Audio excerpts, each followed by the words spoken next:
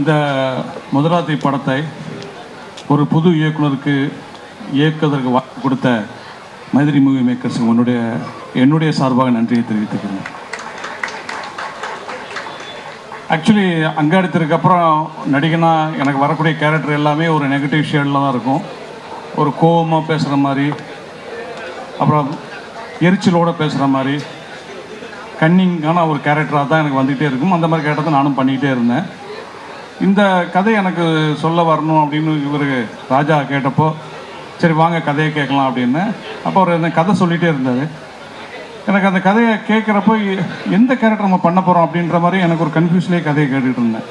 அப்புறம் கதையை கேட்டு முடிச்சுன்னா அவர் சொன்னார், இந்த அப்பா கேரக்டர் தான் சார் நீங்கள் அப்படின்னாரு. எனக்கு ஒரு கொஞ்சம் ஷாக்காக இருந்துச்சு. ஏன்னா அந்த மாதிரி ஒரு கேரக்டர் நான் பண்ணதும் இல்லை, அப்படி பெர்ஃபார்மன்ஸ் எனக்கு பண்ண முடியுமான்னு எனக்கே டவுட்டாகவே இருந்துச்சு.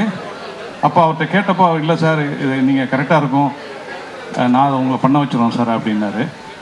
அதே மாதிரி என்னை நல்லா பண்ண வச்சுருக்காருன்னு படம் பார்த்தவங்க என்கிட்ட சொன்னாங்க. முதல்ல ராஜாக்கு அதுக்கு தனிப்பட்ட முறையில் நன்றி. அப்புறம் இந்த படத்தில் என் கூட நடிச்சிருந்த நடிகர்கள்லாம் இப்போ ஆல்ரெடி எல்லோரும் சொல்லிட்டாங்க. நம்ம அப்துல், அவர் நான் செட்டில் பார்க்கும்போது எனக்கு இவர் யார் அப்படின்னு கேட்டேன் ஃபஸ்ட் டைமு. எனக்கு பக்கத்தில் இந்த பக்ஸ் தான் சொன்னார், இவர் நடிக்கிறங்க அப்படின்னு அவரை பற்றின டீட்டெயில்ஸ்லாம் எனக்கு சொன்னார். அப்புறம் நானும் அவரும் பேச ஆரம்பித்தோம். அதே போல் சேத்தன் சார் எல்லாருக்கும் தெரியும், ஒரு மிகச்சிறந்த நடிகர்னு. அந்த படத்தில் அவர் நடிச்சிருக்க கேரக்டர் ரொம்ப ஒரு நல்ல ஒரு கேரக்டரு இந்த படத்தில். அப்புறம் மற்ற நிறைய புது நடிகர்கள் இந்த படத்தில் நடிச்சிருக்காங்க. அதை பற்றி எல்லாருமே சொல்லியிருக்காங்க. ஆல்மோஸ்ட் டிசைனர் எல்லாத்தையுமே சொல்லிட்டாரு, எல்லாரை பற்றியும் சொல்லிட்டாரு, எல்லாத்தையும் சொல்லிட்டாரு. ஸோ இதில் நான் தனிப்பட்ட முறையில் சொல்கிறதுக்கு ஒன்றும் இல்லைன்னா கூட, இந்த படத்தில் வந்து என் கூட நடித்த கருப்புன்னு அவர் ரொம்ப நான் சொல்லணும். எனக்கு வந்து அவர் வளர்ந்து வர ஒரு நடிகர், ஆனால் எனக்கு அவரும் நடிக்கும்போது பயமாகவே இருந்துட்டுருக்கோம். எங்கே இவர் நம்மளை ஓவர்லுக் பண்ணிடுவார், இந்த கேரக்டர் வேறு நம்ம பண்ணாத ஒரு கேரக்டராக இருக்கடா அப்படின்னு சொல்லி ரொம்ப கேர்ஃபுல்லாக தான் அவருக்கு கூட வரவங்க மட்டும் கேர்ஃபுல்லாக நடிச்சுக்கிட்டு இருந்தேன். அதுக்கப்புறம் குறிப்பாக சொல்லணுன்னா ரிஷிகாந்த், நான் வந்து அவரை செட்டில் பார்க்குறப்போ எனக்கு ஒரு ஸ்பார்க் மட்டும் வந்துச்சு, இவர் ஒரு பெரிய நடிகராக வருவார்னு. அது எனக்கு ஏன்னே தெரில, அது ரீசனே தெரில. பார்த்தோன்னே 2 ஷாட் நடிக்கிறப்ப பார்த்துட்டு இருந்தேன். அதுக்கப்புறம் எனக்கு முடியல, நானே அவர்கிட்ட போய் சொன்னேன், நான் யார்கிட்ட இது வரைக்கும் சொன்னதும் இல்லை, நீங்கள் வளர்ந்து வர்றப்போ உங்கள் படத்தில் நடிக்கணுன்ற அந்த ஒரு என்ன சொல்கிறது, இந்த தமிழில் சொல்கிறேன், காக்கா பிடிக்கிறதுக்காகவும் சொல்லலை பிரதர், ஆனால் நிச்சயமாக நீங்கள் ஏதோ பெருசாக வரப்போகிறீங்க மட்டும் மனசுக்குள்ளே படுது அப்படின்னு. அந்த மாதிரி அவருடைய பெர்ஃபார்மன்ஸுக்கு அவர் கொடுக்கக்கூடிய விஷயங்கள், கேரக்டரை உள்வாங்கி அதுக்காக அவர் ரெடியாகிற தன்மை. இதில் ஒரு சீனில் வந்து நாங்கள் எல்லாருமே இந்த ஃபஸ்ட் நைட்டுக்காக முடிஞ்சிட்டு ஹீரோயின் வந்து அவங்க வீட்டை விட்டு கிளம்பலாம், அதாவது ஹீரோயின் ஃபேமிலி எல்லாருமே வீட்டுக்கு போயிடலான்னு டிசைட் பண்ணிகிட்டு இருக்கும்போது, இல்லை தங்கிட்டு காலையில் போங்களேன் அப்படின்னு சொல்லும்போது எண்டில் இவர் உள்ளே வந்து ஒரு ஷாட்டு சொல்லணும், இருங்க போகலாம் அப்படின்னு. 2 வார்த்தை தான் அந்த சீனுக்குள்ளே அவர் வந்து சொல்கிறப்போ அந்த சீன் அவ்வளோ ஒரு நல்ல ஒரு முழுமையான சீன் இருந்துச்சு. நான் என்னால் ஃபீல் பண்ண முடிஞ்சது. ரிஷிகாந்த், நீங்கள் பெரிய நடிகராக வர்றதுக்கு என்னுடைய வாழ்த்துக்கள். அப்புறம் சிறை அனிஷ்மா, எனக்கு வந்து அவங்கள அப்படி தான் கூடுவேன் செட்டில். அந்த மாதிரி அவங்க வந்து ஒரு ஏதோ நம்ம வீட்டு குழந்தைய பார்க்குற மாதிரியே இருக்கும். அவ்வளோ சிரிச்ச முகம், அவ்வளோ ஒரு எளிமையானவர்கள். அவர்களுக்கு என்னுடைய வாழ்த்துக்கள். இந்த படம் உங்களுக்கு நிச்சயமாக ஒரு ஹேட்ரிக் தான். குறிப்பாக எல்லா மேடையிலையும் யாரோ ஒரு நடிகரோ இல்லை யாரோ ஒரு சொல்லுவாங்க உதவி இயக்குநர்களை பற்றி, அது சம்பிரதாயத்துக்காக சொல்லுவாங்க. நான் உண்மையிலே உணர்ந்ததால் சொல்கிறேன். இந்த படத்தை பொறுத்த வரைக்கும்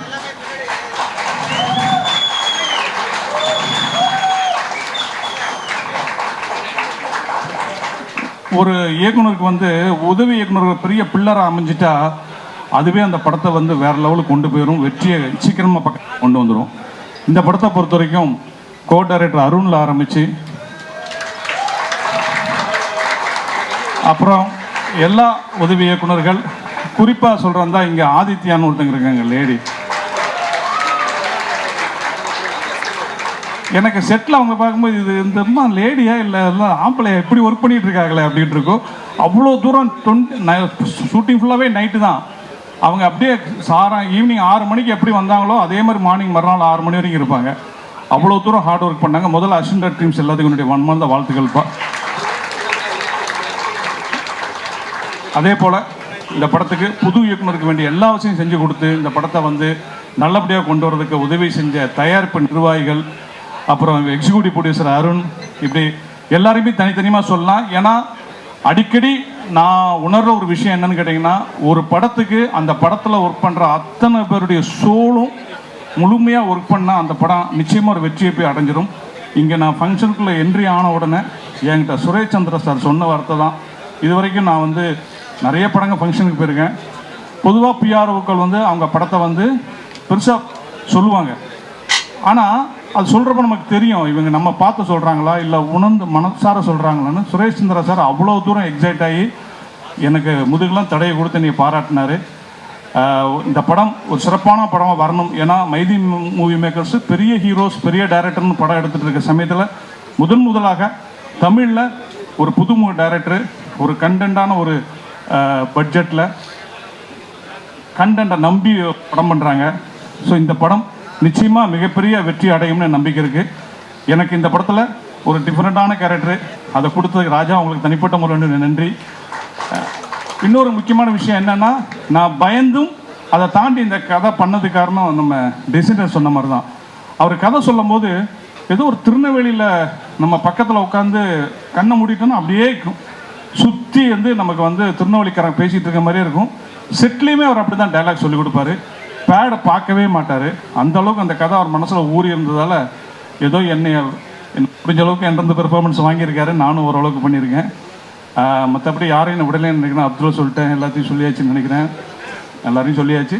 அந்த டிசைனர் நீங்கள் என்னங்க இவ்வளோ விஷயம் அப்சர்வ் பண்ணியிருக்கீங்க, உண்மையிலே பாராட்டணும். ரொம்ப நல்லா பண்ணியிருந்தாரு. அவர் பேசும்போது கவனிச்சிங்களா, சந்தான வாய்ஸ் மாதிரியே இருந்தது. கண்ணை மூடி கேட்குறப்போ எனக்கு அப்படியே இருந்துச்சு எனக்கு அவர் கேட்குறப்போ. ஸோ வந்து இந்த படத்தை பார்த்துட்டு பத்திரிக்கையாளர்கள் அத்தனை பேருமே இந்த படத்தை நீங்கள் சிறப்பாக இருந்தால் தூக்கி கொண்டாடுங்கன்னு எனக்கு தெரியும். நிறைய படங்களை நான் பார்த்துருக்கேன். உங்கள்கிட்ட பிடிச்ச விஷயம் என்னென்னா, நிறைய பத்திரிக்கையாளர்களை சொல்கிறேன் நான், படம் வந்துட்டு நல்லா இல்லை அவங்க பற்றி பேசவே மாட்டாங்க, கமெண்ட்டே வராது அவங்கள்ட்ட இருந்து, ஒரு சின்ன புன்சிரிப்போடு நகர்ந்துருவாங்க. ஆனால் படம் நல்லா இருந்துச்சுன்னா தூக்கி வச்சு கொண்டாடுவாங்க. எனக்கு நம்பிக்கை இருக்குது இந்த படத்தை நீங்கள் தூக்கி வச்சு கொண்டாடுவீங்க. முதல்ல வந்து ராஜா இந்த கதை வந்து நரேட் பண்ணும்போது நாங்கள் குடும்பமாக கேட்டோம். குடும்பமாக கேட்டு 3 பேரும் விழுந்து விழுந்து சிரித்தோம். அப்புறம் என் ஒய்ஃபை தான் ஃபஸ்ட்டு நடிக்க கேட்டாங்க. அப்புறம் ஏதோ டேட் ஒர்க் அவுட் ஆகலை. சரி நம்மளெல்லாம் கூப்பிட மாட்டாங்க போல் அப்படின்னு நினச்சிட்டு பார்த்தா வந்துட்டார். Thank you so much for that. And இந்த கதையை ஏற்றுக்கிட்டு பண்ண Mythri Movie Makers thank you sir, thank you so much. ஏன்னா இந்த மாதிரி கதைகள், இந்த மாதிரி நியூ டேலண்ட்ஸுக்கு சப்போர்ட் பண்ணுற ப்ரொடியூசர்ஸ் வேணும் இண்டஸ்ட்ரியில். Thank you so much for that. And Karthik sir, Paari எல்லாம் இங்கே வந்திருக்கிறதுக்கு thank you so much for gracing the occasion. And இங்கே முக்கியமாக நான் வந்து தேங்க் பண்ண வேண்டியது directors team. Arun Vedagiri, Aditya Srinivasan. Venkatesh sir சொல்லிட்டாரு, நான் சொல்லணும்னு நினச்சேன். ஆதித்யா வந்து உங்களை பார்ப்பாங்க அப்படின்னு சொன்னாங்க ஃபஸ்ட்டு.